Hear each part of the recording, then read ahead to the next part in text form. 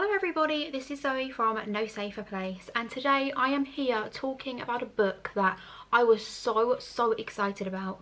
And I was asked to be part of the blog tour for this book, and I had to get involved and talk about it because I have a lot of thoughts. And that book is Proud, compiled by Juno Dawson. Now, I got sent this book by Stripes Publishing, and this book is stories, poetry and art on the theme of pride. And how gorgeous is this front cover, first off? I mean, it is absolutely beautiful and pulls you in straight away. Now, Stripes are a publishing company that I absolutely adore because they embrace what other publishers seem to shy away from. They are so ahead of their time. And a book that focuses on LGBTQ+ is something that I will advocate for, and this book is flipping incredible. So I was going to do a rundown of all of the work in this book and tell you my favourite quotes, favourite parts, etc. But when I looked through, I realised that there was so much in here I couldn't possibly do that. So I have picked out my favourite stories from this collection, and I'm going to tell you a little bit about them, tell you what my favourite quotes are and why I love them so much. So let's get on with the review. So the first one is a short story by Simon James Green. Now, Simon is a YA author. I love his books about Noah, so I was super excited for this. Penguins is actually the first short story in the anthology, and it is possibly my favourite one. It is so cute, adorable, and just really uplifting. Of course, it is hilarious because come on, it's written by Simon James Green, so of course it is going to be funny. It focuses on a teenage boy called Cameron who is trying to find a way to come out to his parents. As he sits them down and is about to make this big announcement, two of his friends barge in and tell them that there's a big commotion going on at the local zoo because two of their penguins are gay. Now, he feels like the penguins have beat him to it, and he doesn't want to seem like he's just using the penguins as a way to announce his sexuality. So he kind of holds off and goes with his friends to see the penguins at the zoo, and it really is comical. So no one in his life has ever made him feel like being gay is a big deal or a bad thing, but I think he has anxiety, and he kind of works himself up and makes it seem a million times worse in his head, which I can totally relate to, and he just overthinks everything. So there's a guy called Aaron who works at the zoo where the penguins are, and Cameron has liked Aaron for a long time. And I'm not going to say much more about the story than that, but he does end up coming out in the end, and because it's so anticlimactic, that is what makes it so profound to me.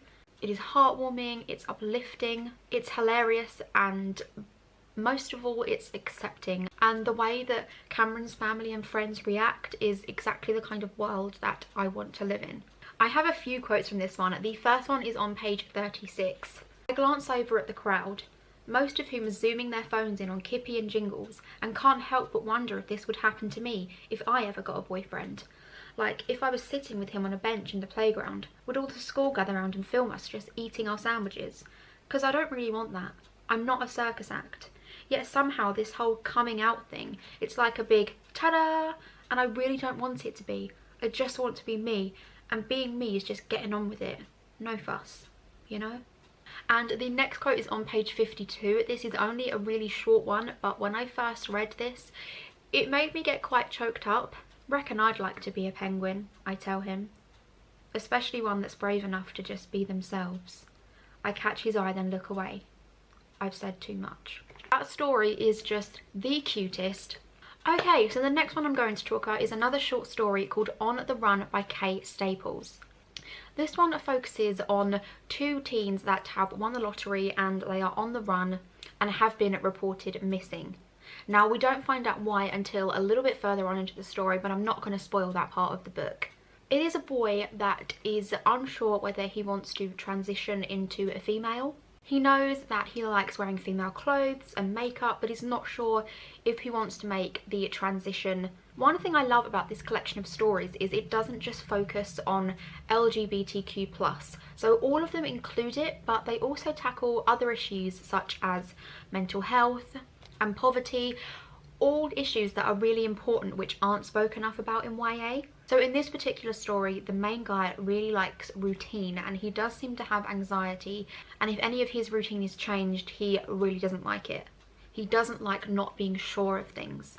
So Dean and Nikki live in this really rough estate, and when they win this money, it's a life-changing amount of money, and everyone starts acting differently towards them, and that is all I can say without spoiling too much of why they ran away. For me, this story focuses more on finding your happiness, whether that is winning the lottery or transitioning and not being sure if you want to transition. That is what I got from this story. I'm going to read you my favourite quote now because this one really got me, and this is on page 80. "You're a girl then?" he said. "I don't know," I replied. "I just like dresses." I'd unfurled it and I was holding it against myself, twisting my hips so the skirt flounced around. "Do you mind?" I asked. "Not really." He pulled the skirt off around my waist and kissed me. "It was kind of just a look, that's the thing. I'm into the makeup and the fashion, but it sort of ends there. It never really bothered me when people called me Nicholas or referred to me as a boy. Not much anyway. I'm just not sure I've ever felt like a boy. Though then again, I don't even know what you're apparently supposed to feel. As a kid, I liked playing with Transformers as well as my friends' Barbies, but that doesn't mean anything. Perhaps I'm a girl really, under all of this. Or maybe I'm a boy, and I'm a boy who just doesn't have facial hair and likes to wear makeup. Or maybe I'm neither. Maybe I sit somewhere in between or just outside of the whole system entirely. Perhaps I'm an orange and no amount of picking at myself will make me perfect or reach any kind of conclusion. But sometimes it's just fun to try." I adore that quote and I adore this story. I felt myself getting a little choked up when I read that quote then because that one is just beautiful. The next story is The Phoenix's Fault by Cynthia So. So this is set in a time where women over the age of 16 were to go to the Emperor and see if their phoenix responded to the dragon's call, and if it did, then this girl would be the perfect match for the Emperor. So this focuses on two females, Zayn and Jingxi. Now I think those pronunciations are right. I did Google them and check before, but who can trust Google these days? So Jingxi has a phoenix called Chili Oil. Now not everyone has a phoenix, the phoenix has to choose you. So naturally everyone is jealous. I just want to talk a little bit about Chili Oil. This story was absolutely gorgeous, and there is a description of chili oil in this that I think is one of the most gorgeous descriptions I have ever heard, and this is on page 92. "I found chili oil, or she found me, when I was 10, but even now the sheen of her orange-red feathers made me think of well-spiced food, of the hot gleam of oil floating on broth flecked with flakes of chili, of heat searing my tongue even in the deep of winter. That was what she had always been to me, warmth when I needed it most." That quote is one of the most gorgeous quotes ever. I have to check out more of this author's work because all of her descriptions and her story was just amazing. So she met her best friend Zayn whilst looking for herbs, and she believes that chili oil chose them both, so the phoenix is both of theirs. So when Jingxi is called forward to take the phoenix to the Emperor, she is really unsure and gives it to her best friend instead because she feels like her best friend would like it more. But there is more to this story than meets the eye because those two have such a deep connection and everyone around them seems to know that, but those two are still figuring it out. And I'm not going to say any more than that, but the ending is so beautiful, and yes, I did cry a lot at this one. Now this quote won't really make sense unless you've read the book, but when you do read it you will realise how, again, profound this quote is and how gorgeous it is. "Tears prickled at my eyes. The dragon and the phoenix were just one symbol of a happy marriage. I realised that there could be so many more, an infinite variety of them, as manifold as human hearts. It was just possible that the patterns of our affections and identities were as innumerable as the stars." So gorgeous.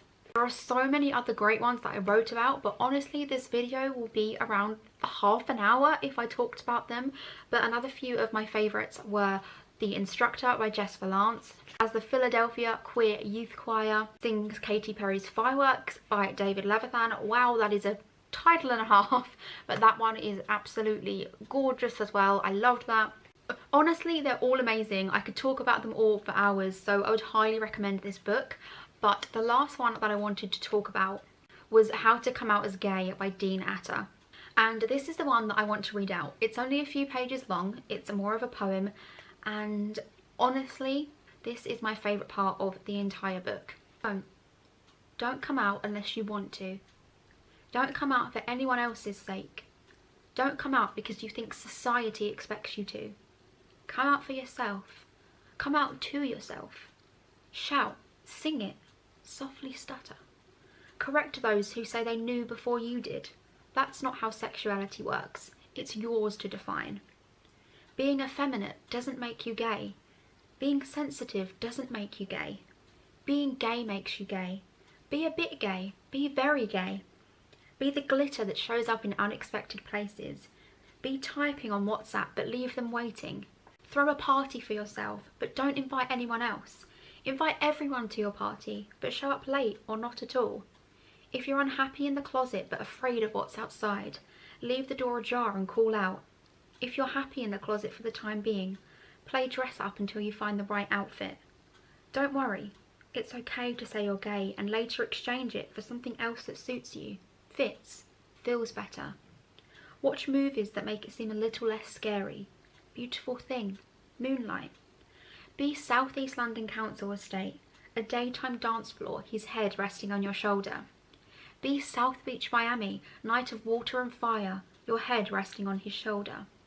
Be the fabric of his shirt, the muscles in his shoulder, your shoulder. Be the bricks, be the sand, be the river, be the ocean. Remember your life is not a movie, and do it with a poem. Email your poem titled Young, Black and Gay to your father, to which he will reply, nice poem. Accept you will be coming out for your whole life. Accept advice from people and sources you trust. If your mother warned you about HIV within minutes of you coming out, try to understand that she loves you and is afraid. If you come out at 15, this is not a badge of honour. It doesn't matter what age you come out. Be a beautiful thing. Be the moonlight too. Remember you have the right to be proud. Remember you have the right to be you. Woo, I can feel myself really choked up every time I read that. It makes me feel really emotional because it is absolutely stunning. Everything about that poem is stunning, and I think anyone that is in the LGBTQ plus community will relate to that in some way, shape or form. This book is out now and I would highly recommend that you go out and buy it. I will leave a link in the description box below if you want to go and pick up a copy. If you have read it, let me know what your favourite part of the anthology was, because I would love to hear your thoughts as always. Also, if you know of any other LGBTQ plus anthologies, let me know because I friggin' loved this one. If you want to subscribe to my channel, that would be amazing. Don't forget to press the like button as well. Also, if you want to press the bell down there, that will remind you of when I post new videos, which is usually every Tuesday and every Saturday. I hope you all have enjoyed this video. Let me know what you would like to see more of on my channel, and I hope to see you all again soon. Thank you. Bye.